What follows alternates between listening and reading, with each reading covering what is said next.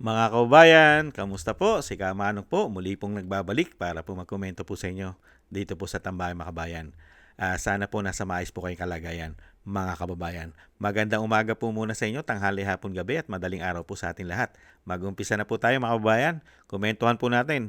Ito po, nagsalita po to kanina po mga kababayan, kahapon ay nagsalita po si General Romeo Pokis mga kababayan dito po sa nangyari po sa ginawa po sa kanya. At siyempre, alam na naman po natin mga kababayan na talagang ang pinupuruhan po ay lumalaban po sa korupsyon. Hindi po ba? Pero yung gumagawa po ng korupsyon, protektado po nila umano dahil sila po iyon. Pakinggan po natin si retired general mga kababayan. Ito po ang kanyang pahiwatig. Yung pag-aresto, naintindihan ko yon dahil trabaho ng CIDG yun. Ano? Ang hindi natin maintindihan at kinakababahalan natin ay bakit yung mga taong nagpapahayag ng mga damdamin, nagpoprotesta dahil dito sa mga matinding korupsyon na ito ay kinakasuhan, hinuhuli, inaaresto tulad ko. Dapat ang kinakasuhan, inaaresto yung mga taong nagnakaw ng bilyon-bilyon, yung mga kumuha ng pera na instead sana sa mga flood control para mawala ang baha. Ayun ang inaasam na inaantay natin na makulong, mapanagot, pero wala. Sir, yung background ng case po ninyo, inciting to sedition, meron daw po ba kayong mga naging pahayag ng pag-aaklas laban po sa gobyerno or sa AFP? Ayun na nga yung inciting sedition is parang nanghihikayat ng sedisyon na pabagsakin ng gobyerno. Hindi ho namin ginagawa yon sa gobyerno. Kami lamang ay nagpapahayag ng damdamin, matinding puot, galit ng mga tao, na tulad ninyo, tulad natin lahat, tulad ng mga pulis, tulad ng mga sundalo, na nararamdaman natin yung yun ang paglapastangan ng mga taong pinagkatiwalaan natin, ng mga taong binoto natin, na pagsilbihan tayo, pero sa halip, tayo ay winalangya. Ninakaw nila yung pera ng taong bayan. Yun ang gusto nating mapanagot. Ang bigyan ng justisya. Is it true, sir, na nahikayat kayo sa militar na mag-aklas po sa pamamalaan? Hindi, wala tayong mag-aaklas. Hindi po pwede yun. Yun, masasabi natin mag-aaklas, babagsakin ng gobyerno, talagang seditious yun. Pero hindi ko ginawa yun. Yun ang ginagawa ng United People's Initiative yun. Pero General, ano daw po yung naging context? Bakit po kayo kinasuhan ng inciting to sedition? Yung sinasabi nila, yung mga post ko raw na destabilization, ng gugulo sa gobyerno, mga ganon. Pero wala naman yung talagang mag-aklas, labanan ng gobyerno, papagsakin. Wala naman ganon. During the arrest, sir, nakaramdam ba kayo na parang may na-violate sa rights po ninyo? Hindi naman dahil of course binasahan ako ng Miranda rights pag aresto sa akin sa airport, sa terminal, binasahan ako ng CIDG ng aking mga karapatan. So unfortunately, yung karapatan na yun nakalagay doon ay I am entitled, I have the right to counsel or legal counsel or legal assistance. Unfortunately kanina hindi nakapasok yung mga lawyers namin kaya nagkaroon ng konting commotion doon. Gusto sana ng lawyers namin na makausap ako kasi hiniwalay yung pag-aresto sa akin, wala yung mga lawyers doon. Yun lang naman ang nag-issue doon. Yan po mga tambay. Yan po si General Pokis mga bayan. Ang malaking issue po, syempre hiniwalay ang mga abogado at syempre ang malaking issue, bakit po sila ang inaaresto? Siya po na kumukundina sa ginagawa pong pagnanakaw na halal ng taong bayan. Halal ng taong bayan. Kasi nga po, nasa ugat na po nila yan. Hindi na po mababago yan, yung pagnanakaw. At uulit-ulitin po nila yan, General. Hanggang sila po ang nakaupo, ayon na rin po mismo kay Ted Pailon. Habang sila ang nakaupo, ay uulit-ulitin lang nila ang pagnanakaw. Dahil nga po sanay na daw po sila sa pagnanakaw dahil kayang-kaya nilang lusutan mga kababayan dahil sila ang may control.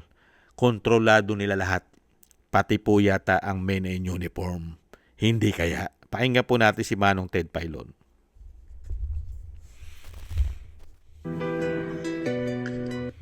Magnanakaw at magnanakaw pa rin po sila. Kasi yan po ay pagiging addict na sa pera.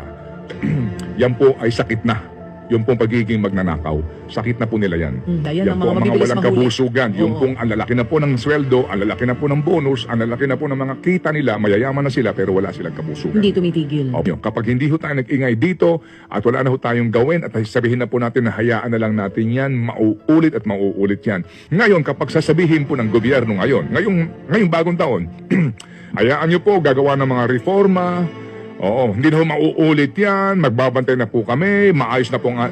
Huwag ho tayong maniwala na hindi sila magnanakaw. Magnanakaw at magnanakaw pa rin po sila. Kasi yan po ay Yan po, sakit na po kasi nila yan, General Pokis. Mga kababayan, tumanda na po sila dyan. Kaya nga lang po natigil yan at talagang hirap na hirap sila magnakaw noong panahon po ni dating Pangulong Duterte. Kasi po hindi bangag si dating Pangulong Duterte. Alam niya po ang trabaho ng mga magnanakaw na politiko. Hindi po ba, mga kababayan? At dito ka magtataka. Dito ka magtataka, mga kababayan.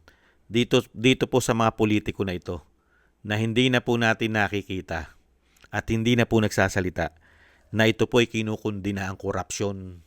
Galit na galit po ito sa korupsyon, itong mga politiko na ito. Lalo-lalo po nung panahon po ng martial law at ng Marcos. Galit na galit po ito sa mga Marcos. Meron pa nga rito, gustong ipahukay ang sa libingan yung matandang Marcos. Pero ngayon, lahat po sila ngayon ay may busal ang bibig. Tahimik po lahat ang mga taong ito. Tingnan po natin ito, mga bayan. Nakakakilabot yung katahimikan nila. Lahat itong mga tao na ito, mga kabayan. Ibang klase na po talaga pagdating ang pera, pagdating po sa pera. Ito po. Yan po mga tao na yan ay bigla pong mga tahimik na, mga kabayan. Bakit kaya nanahimik ang mga tao na yan? Lalo-lalo po sa korupsyon ng gobyerno ng isang Marcos, mga kababayan. Bakit kaya nanahimik silang lahat? Hindi po ba napakaingay po niyan? Sobrang ingay po.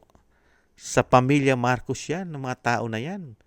Lalo-lalo yung grupo ng makabayan. Di ba? Makakaliwa, umano. Hindi po ba? Diyan ka magtataka. Lalo-lalo po kay Risa Hontiveros. Mga kababayan. Ibang klase. Kaya makikita mo pagdating po sa pakinabang po, mga kababayan.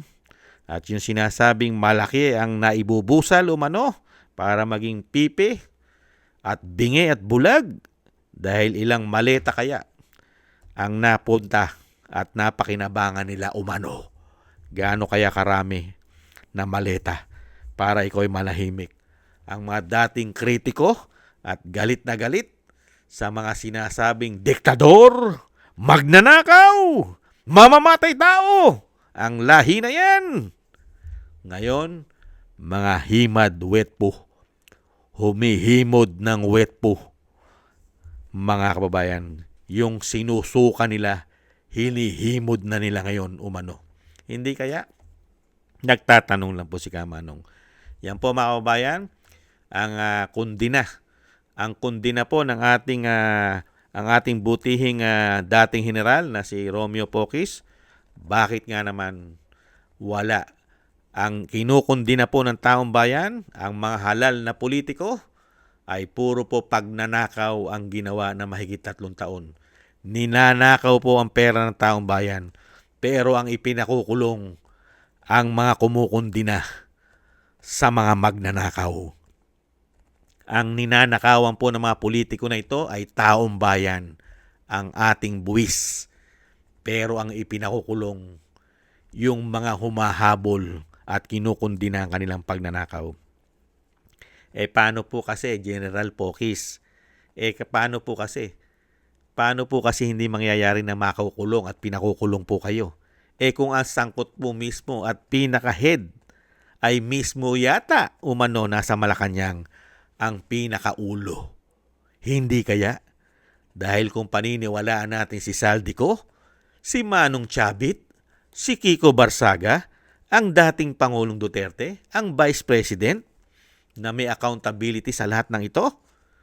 Hindi po ba ang itinuturo kung paniniwalaan natin at sa nangyayaring systematic at laganap na korupsyon sa ating bansa ay talagang maiisip mo na nasa Malacanang pala umano ang utak at ang ulo dahil protektado po nila ang isa't isa at siyempre po ang administrasyon dahil magkakaalyado. Alam naman po natin na uulit-ulitin ko po, pagkakaalyado ka, siyempre hindi ka mawawalan ng malaking budget dahil kaalyado ka eh.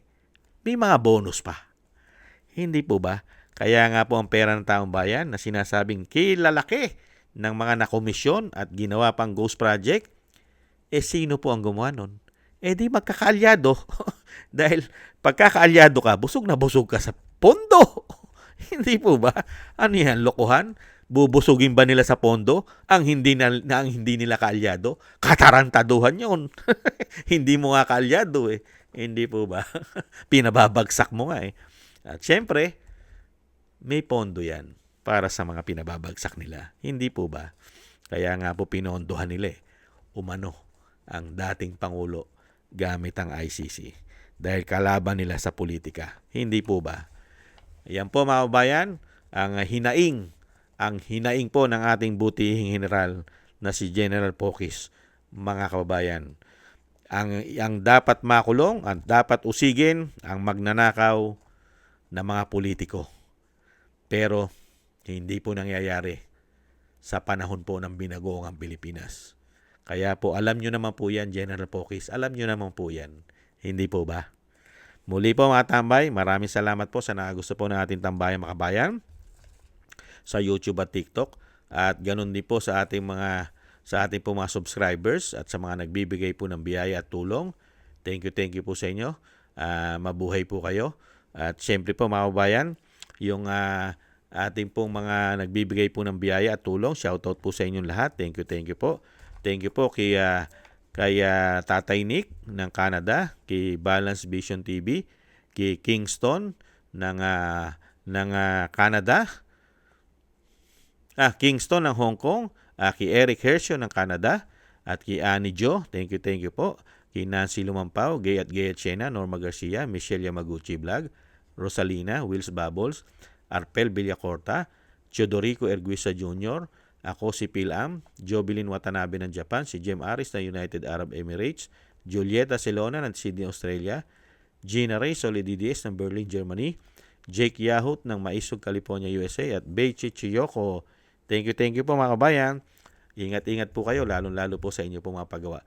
At siyempre po mga kabayan, yung ating pong panalangin na sama po natin lahat sa ating mga panalangin ng ating buong sambahanan at ang pamilya Duterte, ang ating Vice President at ang dating Pangulo ay maingatan po tayong lahat sa kapahamakan at madugtungan pa po ang buhay at kalakasan ng dating Pangulo at makalabas na po siya sa lalong mabilis. Thank you po mga kabayan sa mga dasal po ninyo. At syempre po mga kabayan, tiis-tiis lang po tayo. Ingat po, tiis-tiis. Hindi naman po sila panghabang buhay sa mga posisyon nila. Matatapos din po ang mga kawalang hiya nila. Tiis-tiis lang po. God bless po sa inyo at God bless po sa atin lahat. Muli po, paalam. Bye-bye.